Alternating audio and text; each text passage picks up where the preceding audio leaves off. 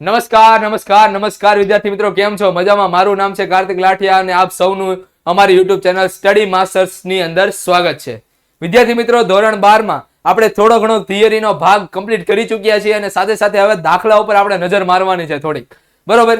ઘણા વિદ્યાર્થીઓનો એવો ઇસ્યુ હોય છે કે ભાઈ સર મને છે ને દાખલામાં થોડો ઘણો તકલીફ પડે છે, મને ટફ લાગે છે દાખલા. એનું કારણ શું છે કે વિદ્યાર્થીઓ ઘણીવાર એવું હોય છે કે દાખલા માર્ક્સ લાવવા માટે દાખલા ગોખતા હોય છે. બરોબર.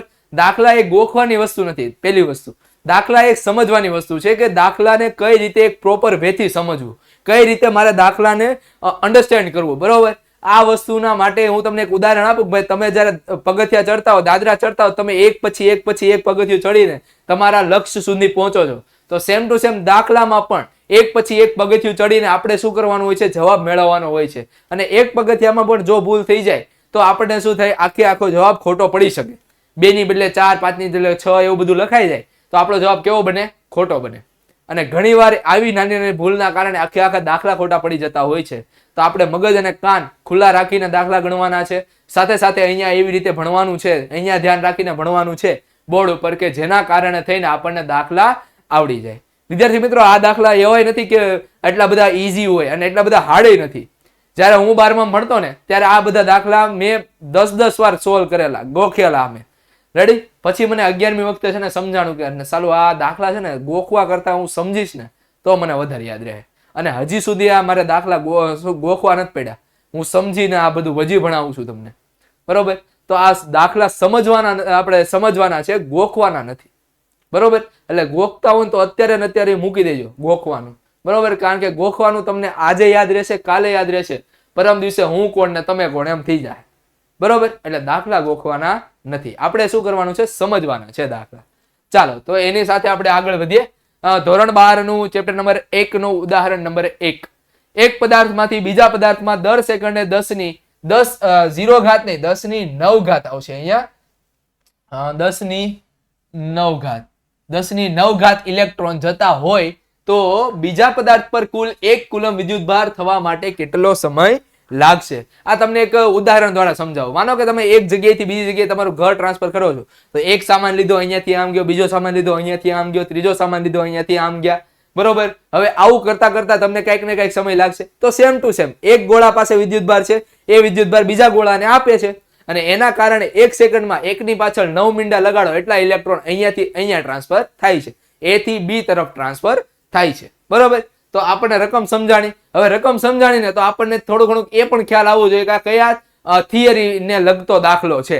બરોબર. જો તમને થિયરી લગતો તમને લિંક કરતા આવડી ગયો ને થિયરી અને દાખલાને, તો હું તમને ગેરંટી મારીને કહું કે આ દાખલો તમને ભૂલાય જ નહીં. બરોબર. અને ક્યાંય જગ્યાએ તમે અટવાઓ નહીં, કારણ કે તમને દાખલા આવડવા માટે થિયરી આવડવી ખૂબ જ અગત્યની છે.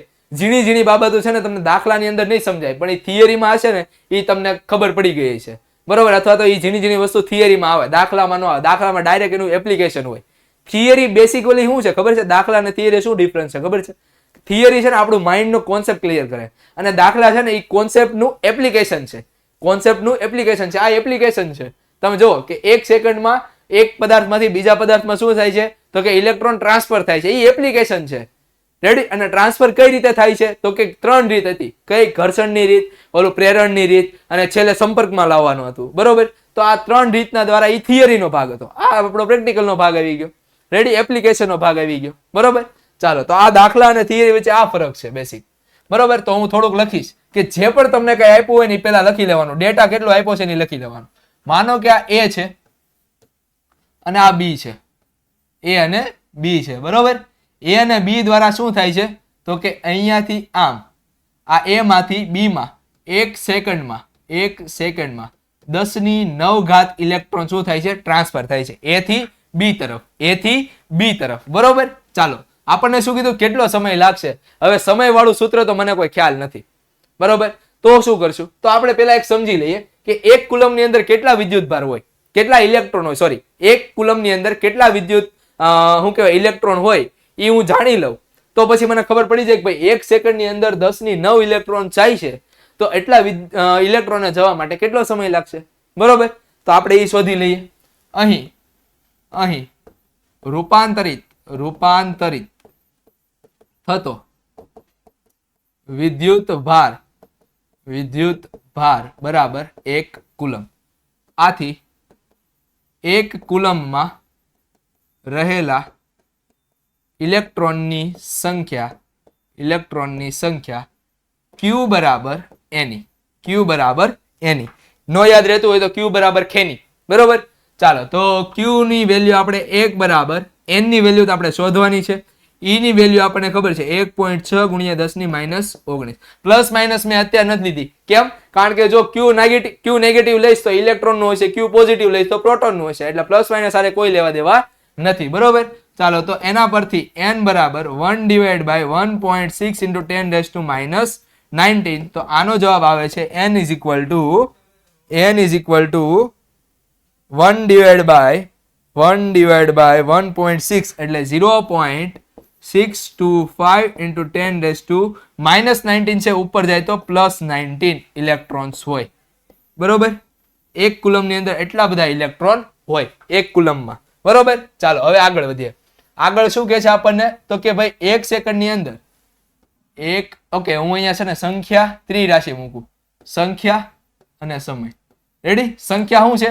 તો કે 10⁹ ઇલેક્ટ્રોનને ટ્રાન્સફર કરવા માટે 1 સેકન્ડ લાગે છે. તો એટલા ઇલેક્ટ્રોનને ટ્રાન્સફર કરવા માટે 0.625 ગુણ્યા 10 કેટલી ઘાત છે? 19 ઘાત ઇલેક્ટ્રોનને ટ્રાન્સફર કરવા માટે કેટલો સમય લાગશે? તો સમય t બરાબર ત્રિરાશિ તો ખબર ને, ત્રિરાશિ કઈ રીતે મૂકવાની? હેલો ત્રિરાશિ. રેડી? સામસામેનો ગુણાકાર અને બાકીનો ભાગ છેદમાં. તો 0.625 ગુણ્યા 10⁹ ઘાત અને એના છેદમાં ગુણ્યા 1 અને એના છેદમાં 10⁹ ઘાત. 10⁹ ઘાત ઉપર ગઈ તો t બરાબર 0.625 ગુણ્યા 10⁹ -9. તો આનો જવાબ આવ્યો 0.625 ગુણ્યા 10⁻10 ઘાત સેકન્ડ. હવે પછી તમારું મન થાય તો આને કલાકમાં ફેરવો, દિવસોમાં ફેરવો, વર્ષોમાં ફેરવો, જેમાં ફેરવો એમાં. બરોબર. ચાલો આપણે ટ્રાય કરીએ વર્ષમાં ફેરવવાની. તો t બરાબર 0.625 ગુણ્યા 10⁻10 ઘાત છે. બરોબર. એના ભાગ્યા 60 કરીશ ને તો મિનિટ મળશે. એના ગુણ્યા 60 કરીશ ને તો કલાક મળશે. એના ગુણ્યા 24 કરીશ ને તો દિવસો મળશે. એના ગુણ્યા 365 કરીશ ને તો મને વર્ષમાં જવાબ મળશે. બરોબર. સો t ઇઝ ઇક્વલ ટુ આપણે ગુણાકાર કરીએ, ગુણાકાર ભાગાકાર, તો શું જવાબ આવે છે? 0.625 ભાગ્યા 60 ભાગ્યા 24 ભાગ્યા 365. તો કેટલો જવાબ આવ્યો? 365 ને 365. તો 1.98 ગુણ્યા 10⁻10 ઘાત છે અને એના ગુણ્યા 10 કેટલી ઘાત આવે છે? -8 ઘાત. બરોબર. ચાલો 10 ઘાત તો ઉપરની છે અને આનો જવાબ છે 10⁻8 ઘાત. એટલે 1.98 ગુણ્યા 10⁻2 ઘાત એટલે 198.18 યર. એટલે નિયરલી ઇક્વલ ટુ તમે લખી શકો 200 વર્ષ. બરોબર. તો એટલો સમય લાગે 1 કુલમ વિદ્યુત ભારને ટ્રાન્સફર થવા માટે. એક જગ્યાએથી બીજી જગ્યાએ જવા માટે 200 વર્ષ વયા જાય. બરોબર. આજ 100 વર્ષોના વાડા વહી ગયા. બરોબર. 200 ના આપણે વર્ષો વયા જાય 1 કુલમ વિદ્યુત ભાર ટ્રાન્સફર કરવા માટે. ચાલો હવે નેક્સ્ટ દાખલો જોઈએ કે ભાઈ 1 પ્યાલા પાણીમાં કેટલા ધન અને ઋણ વીજભારો હોય છે? હવે સર આ કેવા પ્રકારના દાખલા છે? આવા દાખલા યુપીએસસી માં નહીં પૂછાતા હોય. ભાઈ 1 પ્યાલા પાણીમાં કેટલા ધન અને કેટલા ઋણ વીજભાર હોય? આ ઓલા એક મને જોક્સ યાદ આવે છે કે ભાઈ એક માસ્ટરે એના સ્ટુડન્ટને પૂછ્યું કે ભાઈ ખુરશીના 4 પાયા છે અને દિવાલનો રંગ લાલ છે તો મારી ઉંમર કેટલી? લે હવે આ કેમ મારો જવાબ દેવો? 4 પાયા ખુરશીના મારી દિવાલના રંગ અરે મારી ઉંમર અરે શું લેવા દેવા? બરોબર. એમ જેવો છે કે નહીં? 1 પ્યાલા પાણીમાં કેટલા ધન અને કેટલા ઋણ વીજભાર છે. પણ આપણે અહીંયા શું કરવાનું ખબર? થોડુંક લોજિક વાપરવાનું. શું લોજિક વાપરશું ખબર? હું એમ વિચારી લઉં કે 1 ગ્લાસ પાણી, એક ગ્લાસમાં એટલા ગ્રામ પાણી છે. બરોબર. એટલા ગ્રામ પાણી. હું તમને છે ને ઓવરવ્યુ આપી દઉં પેલા આખા દાખલામાં શું કરવાનું છે. ધ્યાનથી સમજો, કાન ખુલ્લા રાખજો. 1 ગ્લાસની અંદર 250 ગ્રામ પાણી હું માની લઉં. તમે 200 લઈ શકો, 150 લઈ શકો, 100 લઈ શકો, ગમે એટલા લઈ શકો. હું 250 માની લઉં. રેડી? તો 250 ગ્રામ પાણી લીધું તમે. 250 ગ્રામ પાણીમાં તમે જુઓ તો 1 અણુ પાણીનું દળ કેટલું થાય? તો કે 18 ગ્રામ. તો 250 ગ્રામ પાણીનું દળ કેટલું થશે? મળી જાય. બરોબર. ચાલો સોરી 250 ગ્રામમાં કેટલા અણુ હોય છે એ મળી જાય. બરોબર, હાલો એ ખબર પડી ગઈ. ચાલો હવે એ 18 ગ્રામ બરાબર 1 મોલ થાય. 18 ગ્રામ બરાબર શું થાય? 1 મોલ.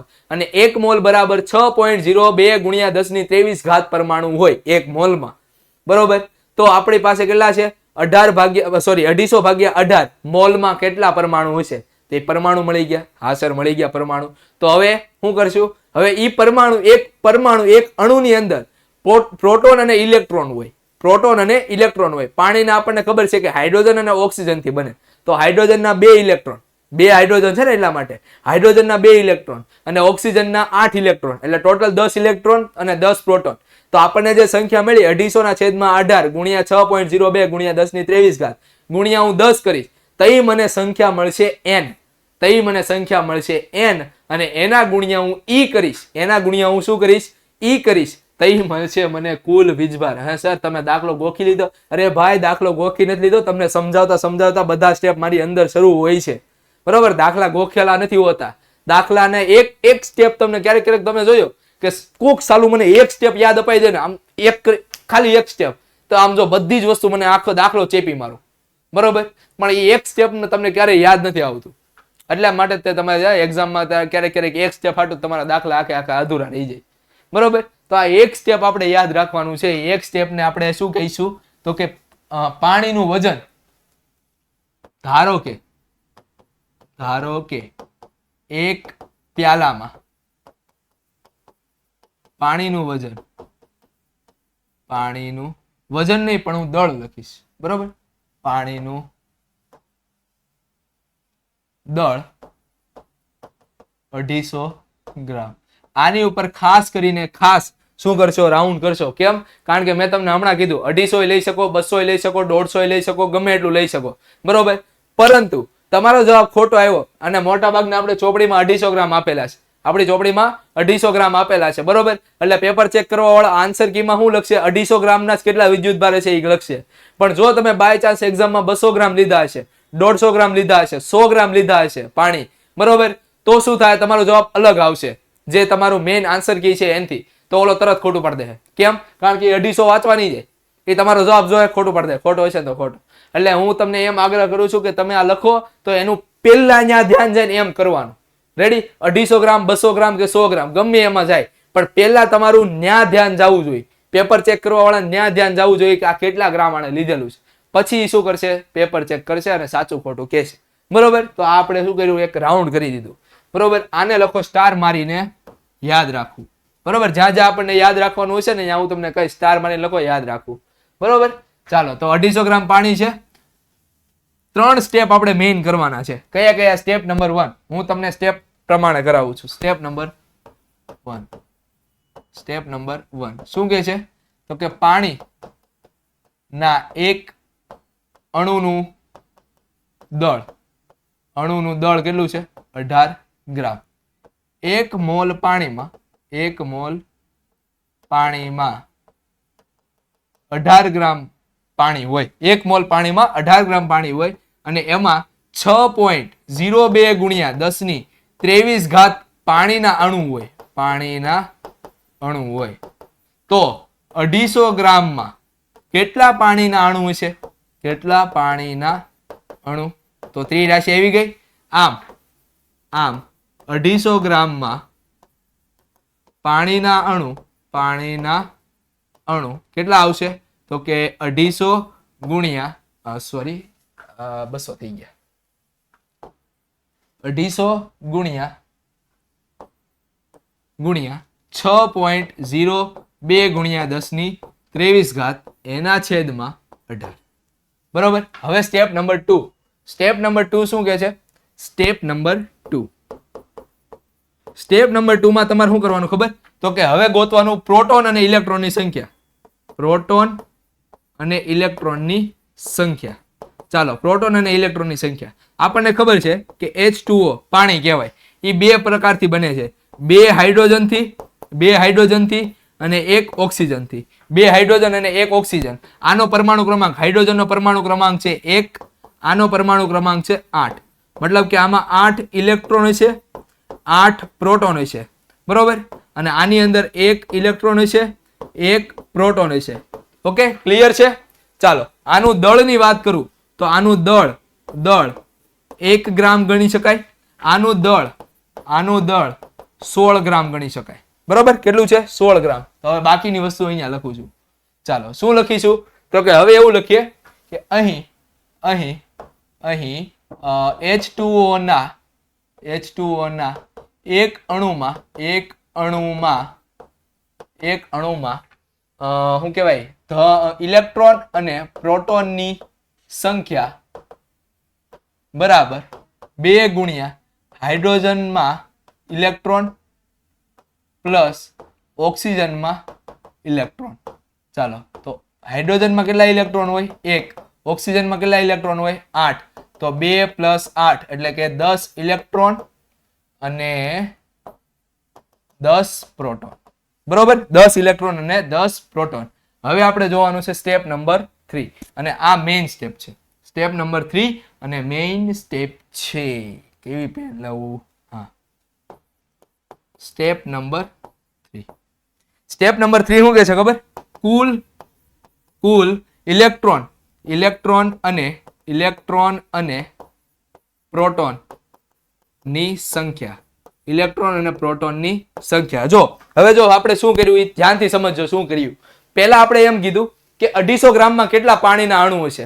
250 ગ્રામમાં કેટલા પાણીના અણુ હશે? પછી આપણે એમ કર્યું કે એક પાણીના અણુમાં કેટલા ઇલેક્ટ્રોન અને પ્રોટોન હશે? તો હવે હું શું કરીશ ખબર? ત્રીજા સ્ટેપમાં તો કે આ જે અણુ છે ને એના ગુણ્યા ઇલેક્ટ્રોન અને પ્રોટોન ની સંખ્યા કરીશ ને તો મને કુલ શું મળશે? ઇલેક્ટ્રોન અને પ્રોટોન ની સંખ્યા મળશે. હાલો ધ્યાનથી ફરીથી હું કીધું, જો આપણે પહેલા એમ કીધું કે 250 ગ્રામમાં કેટલા પાણીના અણુ હશે, બરોબર, એ સાબિત કર્યું. પછી આપણે એમ કીધું કે એક અણુમાં કેટલા ઇલેક્ટ્રોન અને કેટલા પ્રોટોન હશે, એ કર્યું. પછી હવે આપણે એમ કહેવાનું છે કે કુલ ઇલેક્ટ્રોન અને પ્રોટોનની સંખ્યા કેટલી હશે? તો કે આનો ગુણાકાર હું 10 વડે કરું તો મને કુલ ઇલેક્ટ્રોન અને કુલ પ્રોટોનની સંખ્યા મળે. બરોબર, ચાલો તો હવે એના પરથી આપણે n બરાબર 250 ગુણ્યા 10 ગુણ્યા 6.02 ગુણ્યા 10⁻23 ના છેદમાં 18.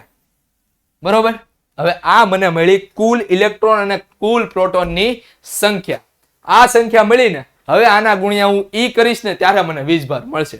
બરોબર, કેમ? કારણ કે Q = NE. તો આ 3 સ્ટેપ તમારે યાદ રાખવાનું છે. પહેલા કે પાણીમાં 250 ગ્રામમાં કેટલા અણુ હશે, બીજું કે એક અણુમાં કેટલા ઇલેક્ટ્રોન અને પ્રોટોન હશે, અને ત્રીજું કે ટોટલ ઇલેક્ટ્રોન અને પ્રોટોન કેટલા હશે. ઓકે, 250 ગ્રામમાં. ચાલો આથી કુલ વીજભાર Q = NE = 250 ગુણ્યા 10 ગુણ્યા 6.02 ગુણ્યા 10⁻23 ગુણ્યા 1.6 ગુણ્યા 10⁻19 અને એના છેદમાં 18. તો આનો જવાબ આપણને મળે છે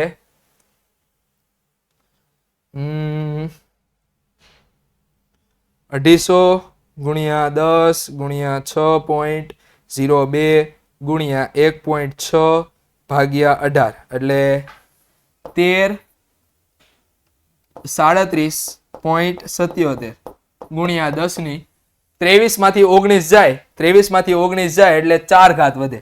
કેટલી? 4 ઘાત. તો 1 2 અને 3 ઘાત આગળ ખસેડવું એટલે 1.34 થઈ જાય ને ઓલમોસ્ટ, એટલે ગુણ્યા 10⁻7 કુલમ્બ આવે. હવે પ્લસ લ્યો માઇનસ લ્યો, આપણે કોઈ લેવા દેવા નથી. બરોબર, જો પ્લસ લેશો તો Q પ્લસ ધન વીજભાર કેટલો હશે? પ્લસ 1.34 ગુણ્યા 10⁻7 કુલમ્બ, અને ઋણ વીજભાર હશે તો માઇનસ 1.34 ગુણ્યા 10⁻7 કુલમ્બ. આ આપણો જવાબ. તો એક ગ્લાસ પાણીમાં, એક ગ્લાસ એટલે કે 250 ml 250 ગ્રામ પાણીની અંદર ધન વીજભાર 1.4 ગુણ્યા 10⁻7 કુલમ્બ હશે અને ઋણ વીજભાર માઇનસ 1.34 ગુણ્યા 10⁻7 કુલમ્બ હશે. આશા રાખું છું કે આ વિડીયો તમને પસંદ આવ્યો હશે. જો એવું હોય તો તમારા મિત્રો જોડે શેર કરી દો, ચેનલને સબસ્ક્રાઇબ કરી દો અને વિડીયોને લાઈક કરી દો અને કમેન્ટ કરવાનું ભૂલતા નહીં. મળીએ છીએ આપણે next time. Till then thank you. ધ્યાન રાખજો તમારું અને તમારા પપ્પાનું, મમ્મી પપ્પાનું. મળીએ છીએ. બાય.